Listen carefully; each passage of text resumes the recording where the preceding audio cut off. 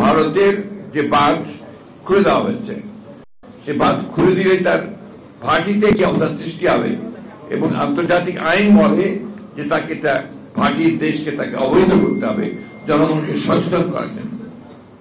সেটা করা হয়নি। তো এই বন্যা এসছে যেভাবে, এটা আপনার নিঃসন্দেহে একটা ক্রিমিনাল অফেন্স বলে আমি মনে করি।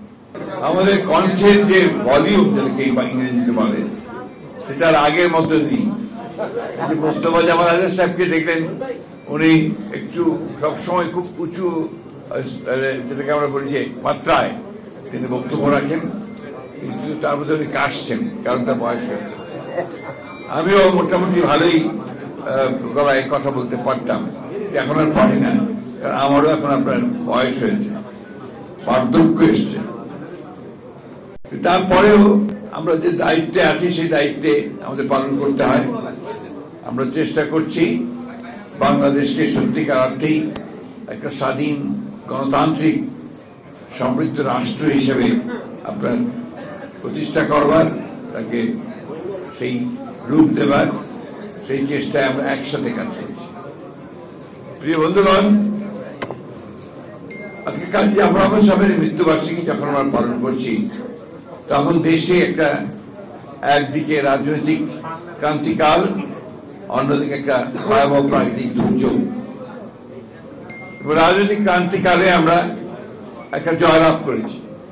আমাদের জনগণের দীর্ঘদিনের যে সংগ্রাম, প্রায় 15-16 বছর ধরে এই দেশের কৃষক শ্রমিক মানুষ, রিক্সা শ্রমিক, ছাত্র জনতা, তারা লড়াই করেছে, সংগ্রাম করেছে এই ফ্যাসিবাদকে পরাজিত করে জনগণের সরকার প্রতিষ্ঠা করবার জন্য। সেই ক্ষেত্রে আমরা সফল হয়েছি। আমরা ছাত্র জনতার একটা অভ্যুত্থানের মধ্য দিয়ে যে ফ্যাসিবাদের যে মূল নেতা খুনি হাসিনা, তিনি পালিয়ে গেছেন। এই কথা বললে সঠিক হবে, তিনি চলে গেছেন, তিনি পালিয়ে গেছেন। সুতরাং এই পলাতক এবং পতিত যে স্বৈরাচার, আপনার রুলার শাসক, তার চলে যাওয়াটা আমাদের জন্য নিঃসন্দেহে একটা বড় বিজয়। দ্বিতীয়ত হচ্ছে যে আপনারা দেখেছেন যে ভয়াবহ বন্যার শুরু কিভাবে হয়েছে আপনারা সবাই জানেন।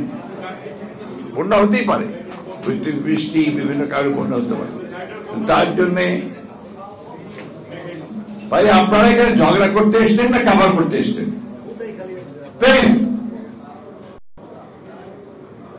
আরো এতটুকু আমাদের ধৈর্য নেই কেন আমি বুঝি না।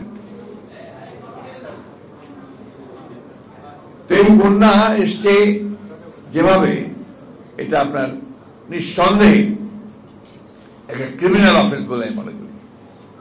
ভারতের যে বাঁধ খুলে দেওয়া হয়েছে, সে বাঁধ খুলে দিলে তার ভাটিতে কি অবস্থার সৃষ্টি হবে এবং আন্তর্জাতিক আইন বলে যে তাকে ভাটির দেশকে তাকে অবৈধ করতে হবে জনগণকে সচেতন করার জন্য।